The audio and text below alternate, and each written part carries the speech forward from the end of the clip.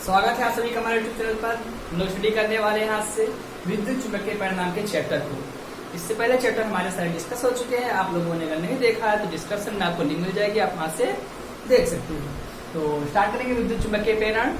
जानेंगे पहले विद्युत चुंबकीय परिणाम हमारा होता क्या है और इस चैप्टर को पढ़ना हमें कैसे, इसकी एक बहुत ही ट्रिक से हम लोग पढ़ेंगे, बहुत ही अच्छे तरीके से पढ़ेंगे। एक्सपेरिमेंटल चीजें आएंगी इसमें, हम लोग एक्सपेरिमेंट भी करेंगे और जानेंगे कैसे हमारा विद्युत चुंबकीय परिणाम चैप्टर आया और हमें इसे क्यों पढ़ना पड़ रहा है। ठीक है, तो पहले जानते हैं इसे क्यों पढ़ना पड़ रहा है और ये कैसे आया। ठीक है, इससे पहले पढ़ाएं उससे पहले आप थोड़ा सा बैक में आपको ले चलेंगे चैप्टर फर्स्ट और सेकंड की तरफ, जहां पर हमने स्टडी की थी। हम लोगों ने देखा था चैप्टर फर्स्ट एंड सेकंड में कि हमारा जो आवेश था वो आपका आवेश जो था वो स्थिर था। कैसा आवेश था? स्थिर आवेश था आपका। ठीक है, उसका हमने क्या करें, चैप्टर थर्ड पर पहुंचे कैसे? हमने इस आवेश को थोड़ा सा समय दिया और उसे फ्लो कर दिया। इस आवेश को, दैट इज क्यू, आवेश को लोग क्यू से रिप्रेजेंट करते हैं। इस आवेश को हमने थोड़ा समय दिया। क्या दिया? समय दिया। तो हमने देखा कि इसमें एक धारा उत्पन्न हो गई। क्या उत्पन्न हो गई थी? धारा। I बराबर Q/T। जब ये धारा उत्पन्न हुई हमने चैप्टर नंबर 3 स्टडी की विद्युत धारा। उसके बाद हमने आगे पहुंचे तो हमने क्या किया, चैप्टर 4 एंड 5 में आपका चैप्टर 5 की बात हो गई, यहाँ तक आपका बात समझ आ गई आपके। चैप्टर 4 एंड 5 जब हम लोग पहुंचे हमने क्या किया, हमने क्या मतलब ऑस्टर्ड आपके वैज्ञानिक थे, ऑस्टर्ड, और दूसरे वैज्ञानिक थे आपके बायोसेवर्ट का आपका बहुत ज्यादा इंपॉर्टेंट है, एग्जाम में आ भी सकता है। डिस्कशन में उसको मैं डाल दूंगा लिंक में, आप देख सकते हैं। ठीक है, तो हुआ क्या था, इन दोनों ने प्रयोग क्या किया था, इन लोगों ने धारावाही चालक तार लिया था। जैसे एक धारावाही चालक तार लिया और किया क्या, इस तार में उन्होंने एक धारा भेज दी, एक धारा प्रवाहित कर दी। तो उन्होंने देखा कि अगर धारावाही चालक तार लिया तो इसमें धारा प्रवाहित की, इसके दोनों साइड, बोथ साइड क्या होता है, चुंबकीय छेद उत्पन्न हो जाता है। क्या उत्पन्न हो जाता है? चुंबकीय छेद उत्पन्न हो जाता है। ठीक है, चैप्टर 4 में हम लोगों ने पढ़ा कि एक धारावाही चालक तार में चुंबकीय छेद उत्पन्न हो जाता है, दोनों तरफ हो गया। यहाँ तक बात खत्म नहीं हुई, वैज्ञानिक आगे बढ़े और फिर एक वैज्ञानिक आपके आए फैराडे। वैज्ञानिक आपके आए हैं फैराडे। इन्होंने सोचा कि अगर विद्युत धारा के द्वारा हम लोग चुंबकीय छेद प्राप्त कर सकते हैं तो क्या हम लोग चुंबकीय छेद के द्वारा विद्युत धारा प्राप्त कर सकते हैं। तो बस यही चीज उनके दिमाग में चली कि क्या हम चुंबकीय छेद के द्वारा विद्युत धारा को प्राप्त कर सकते हैं। बस प्राप्त इन्होंने किया। बस यही चीज हमारी क्या कहलाई, विद्युत चुंबकीय प्रेरण कहलाई। अगर कहें डिफिनेशन को एकदम सरलतम रूप से तो हम कह सकते हैं वह परिघटना जिसमें चुंबकीय क्षेत्रों के द्वारा विद्युत धारा प्राप्त की जाती है विद्युत चुंबकीय प्रेरण कहलाता है। एक बार फिर से बताते हैं, वह परिघटना जिसमें चुंबकीय क्षेत्रों के द्वारा विद्युत धारा प्राप्त की जाती है विद्युत चुंबकीय प्रेरण कहलाता है।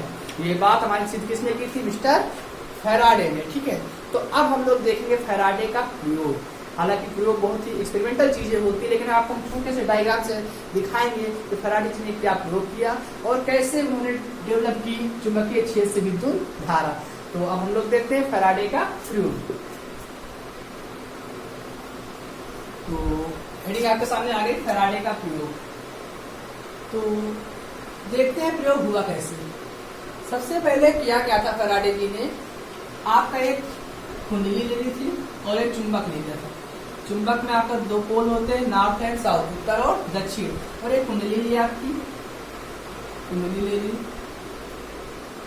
ठीक है, एक चुंबक लिया और एक क्या ले ली इन्होंने, कुंडली ले ली। और कुंडली में इन्होंने गैल्वेनोमीटर लगा दिया। क्या लगा दिया? गैल्वेनोमीटर लगा दिया। गैल्वेनोमीटर को अगर हिंदी में बोला जाता है आपका धारा मापी। क्या लगा दिया इसमें इन्होंने? धारा मापी लगा दिया। अब आपके दिमाग में एक क्वेश्चन आया होगा कि सर धारा मापी क्यों लगाई गई। ठीक है, तो इस बात को भी हम क्लियर कर दे रहे हैं, धारा मापी क्यों लगाई गई। ठीक है, धारा मापी इसलिए लगाई गई क्योंकि धारा मापी की जो शुद्धता होती है आपकी बहुत ही ज्यादा होती है।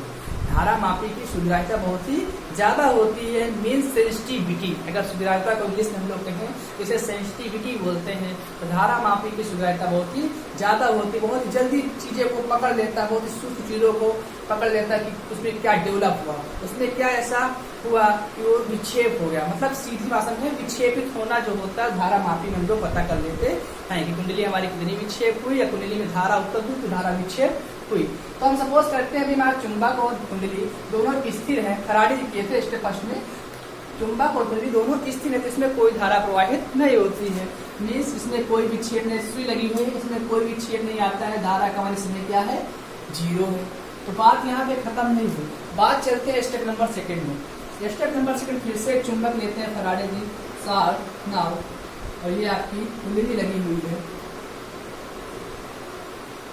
हुआ क्या, देखिए हुआ ये कि इस बार आवेश स्थिर नहीं, मतलब आपका चुंबक जो है स्थिर नहीं, इस बार फैराडे जी ने चुंबक को थोड़ा सा आगे बढ़ाया और थोड़ा सा आगे बढ़ा के लेके आ रहे हैं, ठीक है। चुंबक को धीरे धीरे क्या कर रहे हैं, वो आगे बढ़ा रहे हैं, और जैसे वो चुंबक को धीरे धीरे आगे बढ़ा के ला रहे थे उन्होंने देखा कि जो ये सुई यहाँ पर 0 थी उसको थोड़ा सा मूव कर गई। क्या कर गई, मूव कर गई, मीन्स इसमें धारा उत्पन्न हो गई। जो करने के पर्पज से निकले थे वो काम होना शुरू हुआ। फर्स्ट स्टेप में दोनों स्थिर थे, कोई काम नहीं हुआ। सेकंड स्टेप में जैसे ही चुंबक को थोड़ा सा गतिशील किया उन्होंने, देखा एक धारा उत्पन्न हुई और यहाँ पे धारा उत्पन्न हो गई और कुंडली थोड़ा सा विक्षेप हो गई, चुंबकीय सुई विक्षेप हुई, मीन्स हम लोग कह सकते हैं यहाँ पर हमारे धारा का मान 0 नहीं है। बात यहाँ पे खत्म नहीं हुई। अब वो चलते हैं आपके स्टेप नंबर 3 की तरफ। स्टेप नंबर 3 में आपका चुंबक है सॉर नाव, यहाँ पे पता लगा हुआ है। अब देखिए हुआ क्या, फैराडे जी 2 नंबर तक तो अपने आवेश चुंबक को चला रहे थे। थर्ड स्टेप पर पहुंचते उन्होंने चुंबक को थोड़ा सा रोका, थोड़ा आगे गए, रुक गए। रुकने के बाद उन्होंने देखा कि जो यहाँ पहले धारा उत्पन्न हो रही थी वो धारा उत्पन्न होना बंद हो गई, मतलब धारा का मान आपका फिर से क्या हो गया, 0 हो गया। धारा का मान फिर से क्या हो गया, 0 हो गया। फैराडे जी हताश हुए। फिर उन्होंने सोचा कि अगर हम आगे जा रहे थे धारा उत्पन्न हो रही थी और हम फिर बैठ गए, धारा फिर नहीं उत्पन्न रही। तो वो चलते हैं अपने चौथे स्टेप पर। चौथा स्टेप हमारा ये, फिर से आपका ये चुंबक सार नाव, ये कुंडली, ठीक है। अब चौथे स्टेप में करते क्या है, इधर जा रहे थे तो धारा उत्पन्न हुई, यहाँ पे रुक गए, धारा उत्पन्न नहीं हुई। अब ये लोग फिर आना स्टार्ट करते हैं, वापस आना स्टार्ट करते हैं, जा रहे हैं कुंडली से हम लोग दूर जा रहा है चुंबक, चुंबक इस बार कुंडली से कहा जा रहा है, दूर जा रहा है। और जैसे ही दूर जाना शुरू करते हैं वैसे ही इसमें एक बार फिर से विक्षेप होता है और धारा का मान 0 नहीं होता। इस बार धारा का मान 0 नहीं होता, फिर से उत्पन्न हो जाता है विक्षेप। और जैसे ही विक्षेप उत्पन्न होता है वैसे ही फैराडे जी के दिमाग में एक बात ठक कर जाती है कि जब तक चुंबक अथवा कुंडली में कोई एक गतिशील नहीं होगा तब तक धारा प्रवाहित होने वाली नहीं है, तब तक धारा प्रवाहित होने वाली नहीं है।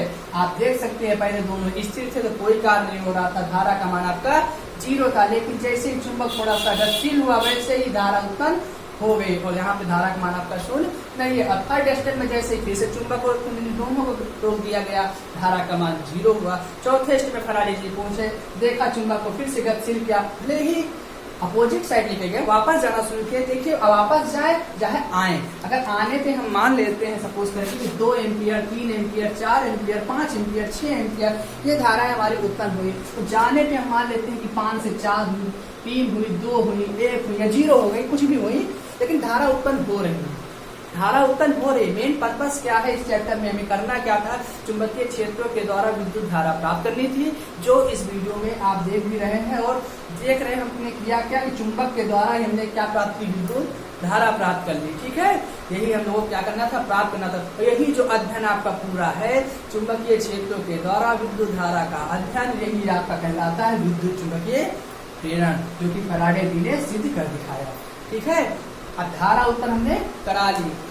अब आप सोचिए, क्वेश्चन आपके दिमाग में होगा कि सर एक बार कुंडली इधर विक्षेप हुई, एक बार कुंडली चुंबक की तरफ विक्षेप हुई, एक बार चुंबक से दूर, तो कारण क्या होता है। ये जैसे एक एग्जाम्पल आपको देते हैं, जैसे कोई 2 पर्सन है, 2 एक टंकियां है, 2 बोतलें ले रहे हैं, कोई 2 बाल्टी हमने पानी की ले ली, ठीक है। एक बाल्टी में पानी यहाँ पे भरा है, दूसरी भी यहाँ पे भरा है, ठीक है। केस फर्स्ट लिया, एग्जाम्पल समझा रहे हैं आपको केवल, ठीक है।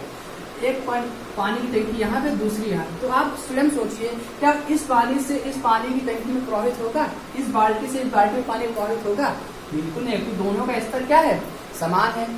सेकंड केस अगर लेते हैं, फर्स्ट बाल्टी में लोग ऊपर कर देते हैं, सेकंड क्या कर लेते हैं नीचे, और इस बाल्टी में पानी भरा है, इसमें भरा है, तो क्या फर्स्ट से सेकंड में पानी जा पाएगा, आराम से चला जाएगा, फर्स्ट सेकंड पानी आराम से चला जाएगा।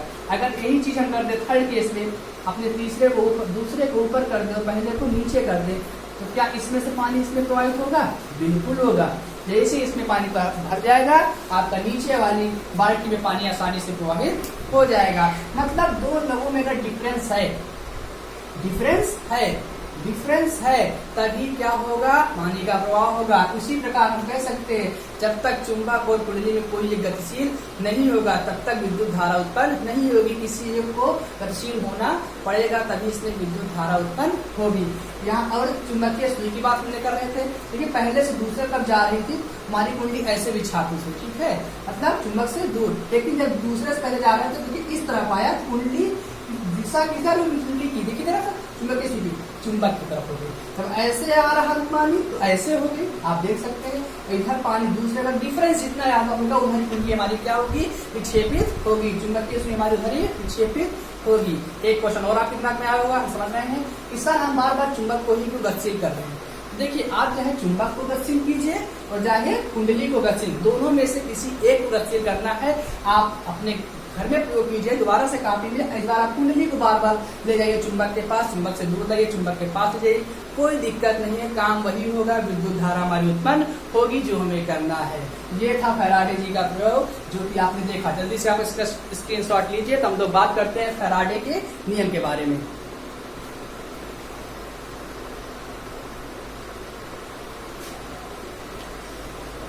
हेडिंग हमारी पड़ गई फैराडे के नियम। हम लोग देखते हैं फैराडे का प्रथम नियम। प्रथम नियम देखेंगे लेकिन पहले हम लोग फिगर पर थोड़ा सा चर्चा करेंगे, उसके बाद हम प्रथम नियम आपको समझाएंगे, बहुत ही अच्छी तरह समझ में आ जाएगा। बस आप थोड़ा सा धैर्य बना के रखिए। देखिए होगा क्या, इससे हम लोग कर क्या रहे थे कि हमारा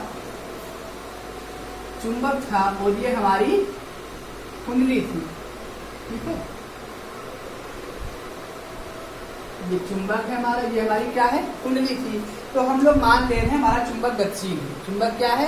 गतिशील है, क्योंकि गतिशील होगा तभी इसमें क्या होगी? विद्युत धारा उत्पन्न होगी। तो हम लोग मान लेते हैं हमारा चुंबक क्या है? गतिशील है, ठीक है। अब आगे बढ़ाते हैं, होता क्या है ये देखते हैं, ठीक है। चुंबक अगर हमारा गतिशील है तो इससे क्या करेगा? इससे बल रेखाएं निकालेगा, वैद्युत फ्लक्स रेखाएं निकालता है। क्या निकालता है? वैद्युत फ्लक्स रेखाएं निकालता है। देखिए निकल रही है, वैद्युत फ्लक्स रेखाएं निकालता है। क्या निकालता है? वैद्युत फ्लक्स रेखाएं। ये रेखाएं आपकी निकालता है, देखिए निकाल रहे हैं, आप देख रहे हैं, वैद्युत फ्लक्स रेखाएं निकालता है।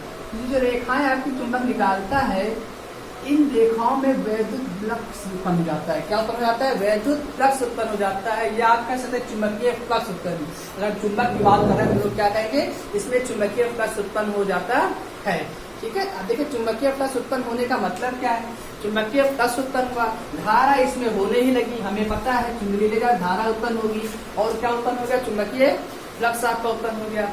अब आप समझिए चुंबकीय फ्लक्स उत्पन्न होगा, कितने उत्पन्न होंगे? अगर उत्पन्न हो रहे हैं तो हम मान लेते हैं इनके नंबर क्या है? n टाइम्स उत्पन्न हो रहे हैं। नंबर आप क्या मान लिए? n मान लिए, जो फेरों की संख्या हमारी वो जो उत्पन्न होगी, कोई दिक्कत नहीं है। अब होगा क्या, जब किसी चुंबक को किसी कुंडली के समीप लाते हैं तो इसमें विद्युत धारा उत्पन्न हो जाती है, और इसकी विद्युत धारा के उत्पन्न होने से इसमें क्या? वैद्युत फ्लक्स है, चुंबकीय फ्लक्स रेखाएं उत्पन्न हो जाती है। ये चुंबकीय फ्लक्स रेखाएं क्या होंगी? लगातार उत्पन्न होती रहेंगी, ठीक है। जब तक चुंबक आएगा फ्लक्स रेखाएं हमारी क्या होंगी? उत्पन्न होती रहेंगी। तो इन रेखाओं को रोकने के लिए इन पर एक बल कार्य करता है। क्या कार्य करता है? बल कार्य करता है, जिससे हम लोग बोलते हैं विद्युत वाहक बल। क्या बोलते हैं? विद्युत वाहक बल बोलते हैं। एक बल कार्य करता है, इसे हम लोग क्या बोलते हैं? विद्युत वाहक बल कहते हैं। मतलब कुंडली से बल चुंबकीय फ्लक्स रेखाओं में क्या होता है? परिवर्तन होता है। उसी परिवर्तन को रोकने के लिए जिस बल का कार्य किया जाता है वही हमारा क्या कहलाता है? विद्युत वाहक बल कहलाता है। तो फैराडे का प्रथम नियम कुछ ऐसा ही रिलेटेड था। उन्होंने कहा क्या, अब आप इसको जानिए, विद्युत बल वाहक बल को आपके स्मॉल ई से लिखते हैं। किसे लिखते हैं? स्मॉल ई से। फैराडे जी ने कहा क्या? तो फैराडे जी ने प्रथम नियम अपना ये दिया, किसी कुंडली में प्रेरित विद्युत वाहक बल, किसी कुंडली में प्रेरित विद्युत वाहक बल कुंडली से बद्ध चुंबकीय फ्लक्स के ऋणात्मक मान के बराबर होता है।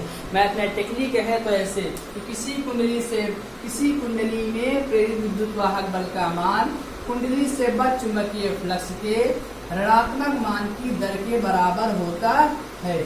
ऋणात्मक मान की दर के बराबर होता है। E बराबर -d∅b/dt। किसी कुंडली से बद्ध किसी कुंडली में उत्तर प्रेरित विद्युत वाहक बल का मान कुंडली से बद्ध चुंबकीय प्लस की दर के ऋणात्मक मान के बराबर होता है। इसे ही हम लोग फैराडे का प्रथम नियम कहते हैं। नोट्स के लिए आपके सामने दिख रहा होगा, आप व्हाट्सएप कीजिए, आपको नोट्स वहां से प्रोवाइड कर दिए जाएंगे। ठीक है, तो एक बार फिर से बता देते हैं फैराडे का प्रथम नियम क्या है कि किसी कुंडली में प्रेरित विद्युत वाहक बल का मान कुंडली से बद्ध चुंबकीय प्लस के दर के ऋणात्मक मान के बराबर होता है। इसे हम लोग क्या कहते हैं, फैराडे का प्रथम नियम। द्वितीय नियम और एक बात याद कर लीजिए, इसका नाम है फैराडे के प्रथम नियम को न्यूमैन का नियम कहते हैं। न्यूमैन का नियम कहते हैं, याद रखिएगा कि न्यूमैन का नियम आपके एग्जाम में किसे कहते हैं, तो फैराडे के प्रथम नियम को ही न्यूमैन का नियम कहते हैं। आप लोग देख लेते हैं फैराडे का द्वितीय नियम। फैराडे का द्वितीय नियम, देखिए ये नियम क्या होता है। इस नियम के अनुसार कुंडली में प्रेरित विद्युत वाहक बल जो उत्पन्न हुआ है इसके द्वारा प्लस के द्वारा, कुंडली में प्रेरित विद्युत वाहक बल एवं प्रेरित धारा, इसमें धारा उत्पन्न हुई ना, कुंडली में प्रेरित विद्युत वाहक बल एवं प्रेरित धारा सदैव उस कारण का विरोध करती है जिससे स्वयं उत्पन्न होती है। मतलब चुंबक का ही ये क्या करती है, विरोध करती है। इसे ही क्या कहते हैं, लेंज का नियम कहते हैं। द्वितीय नियम को भी आपको बोलते हैं लेंज का नियम। क्या बोलते हैं, लेंज का नियम।